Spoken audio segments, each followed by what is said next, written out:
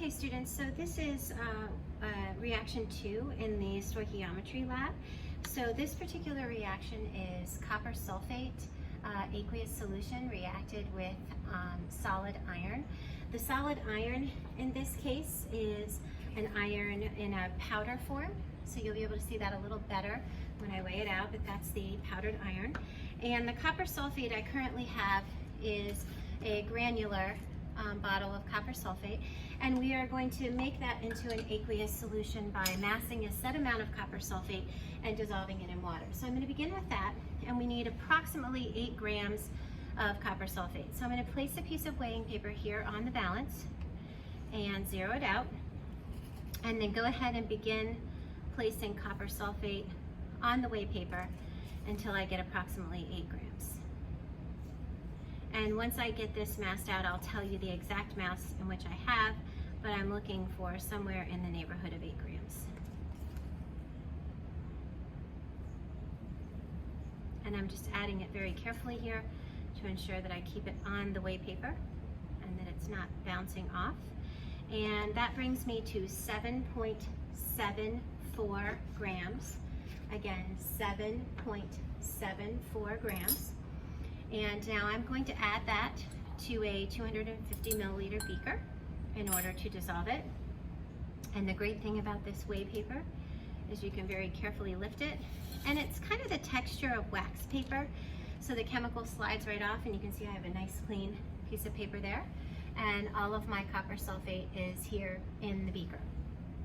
I will add some additional pictures of both the iron powder and the copper sulfate crystals into the video, so you'll be able to see exactly what those reactants look like. And then next I'm going to add approximately 50 milliliters of deionized water to dissolve. And if I need to, I can heat this solution a bit, but we're going to see if we can go ahead and get it fully dissolved here just by stirring it a bit. And then I will set that aside for the moment and allow it to continue to dissolve while I measure out my iron powder. And then once we come back to it, we'll see if it's not completely dissolved, we can heat it a bit to get the rest of the copper sulfate in solution. So the next the next reactant I'm going to measure out is the iron powder. So once again, I've placed the piece of weighing paper on the balance, zeroed the balance out, and for the iron powder, I'm looking for, somewhere a little over 2 grams. And this is just a real fine black powder. Almost looks like super, super finely ground coffee, or like a real dark cocoa powder. And again, I'll insert some pictures so you can see more precisely what it looks like up close. And we are at 2.26 grams. 2.26 grams of the iron powder. And I'm going to keep this, again, 2.26 grams, and you can see that there on the paper, and I'm going to set that aside so that I can add that to our pictures. And then in the next step, we're going to go ahead and dissolve the iron powder in the copper sulfate solution. So I'm going to pause the video here so I can get the rest of the copper sulfate dissolved in the water, show you the pictures of the reactants individually and up close, and then we'll come back and mix them together.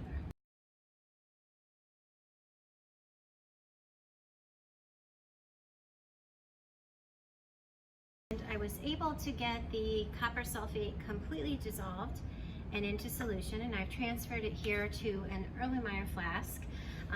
That's what this triangularly shaped bottom flask is referred to. This being a regular beaker with a stirring rod is how I made the solution. You also saw in the photo what the copper sulfate solid looked like prior to dissolving. So now I have my aqueous solution.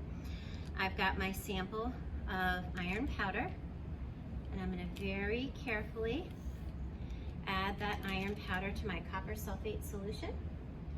I'm going to use that same stirring rod and go ahead and give it a stir and allow this to react over time. Now, to avoid losing any of my reactants with the removal of the stirring rod, I'm going to use my deionized water bottle and simply rinse down my stirring rod, pushing any solids back into the solution. And the reason that's not going to be problematic to my reaction is because the water is not a vehicle in the reaction, meaning it's not an actual reactant. It's simply a medium to for the other components, the actual reactants, the copper 2 sulfate and the iron, to come into contact with one another. So that little bit of addition of water is not going to have any impact on the reaction. And I'm going to set my Erlenmeyer flask right here on top of my piece of filter paper, just so that when we take photos over time, over the course of the next 24 hours, you'll be able to see what that solution looks like in contrast to the white background. So next will be a series of pictures that will depict the reaction over the next 24 hours.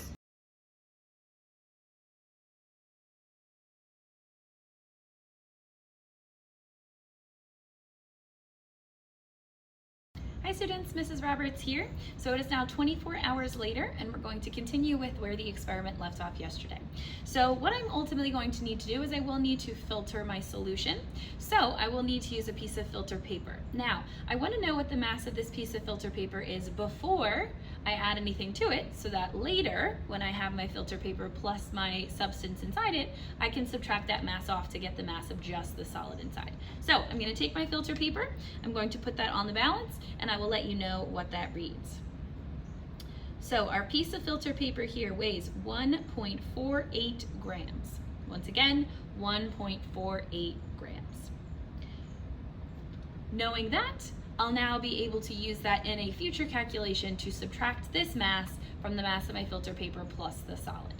But now, let's get to the rest of the reaction. I'm now going to take my Erlenmeyer flask that has my 2 products inside here, and I now want to filter this to get the solid out of here, because the solid is what you'll see is involved in our calculations, okay? So the first thing I do is I take my piece of filter paper, which is kind of like a coffee filter but made of paper, and I fold it like so. I fold it in half, I fold it in half again, I get this quarter of a circle. Then if I look at it from the side, I kind of put my finger in there and open up so that I get a nice little funnel like so. And I put that into a funnel. Now you'll notice that that will pop out. So what you can do is you can use a little bit of deionized water, just give it a quick spritz, not a soaking, but just a quick spritz, and that'll kind of help it stay within the funnel. Now also, as soon as you pour your solution in there that you're filtering, that'll keep it as well, but you can see now it's staying. So I have my funnel with my filter paper inside. I have a beaker underneath it, because obviously I need something to catch the liquid that's gonna come through. The liquid has a special name when you're filtering. The liquid that comes through is called a filtrate. We're concerned though with just the solid that we're filtering out of this solution. So I'm gonna take my system here, I'm gonna give it a swirl just to make sure I agitate all that solid, and you'll see it kind of has a reddish brown tint to it here with that greenish solution. And I'm going to pour that into my filter paper. Now it's very important that I don't overflow the top of my filter paper, so I am going to be careful, fill it as much as I can, let it sit for a little bit, and then you'll start to see ultimately the liquid will start passing through, and you can start to see some drips already coming from the bottom of the funnel there into our beaker, okay? Now this one is a fairly slow filtration process because the particulates are so fine that it kind of clogs the filter paper a little bit. So what I'm gonna do is I'm just gonna let this sit. I'm gonna stop the video. We'll revisit this later.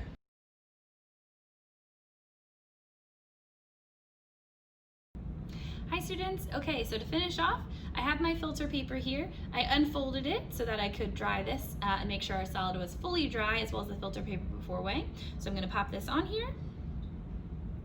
And our mass is 4.00 grams. So that is the mass of the copper residue within the filter paper, 4.00 grams. At this point, you should now have all the information you need to finish the rest of this section. Good luck!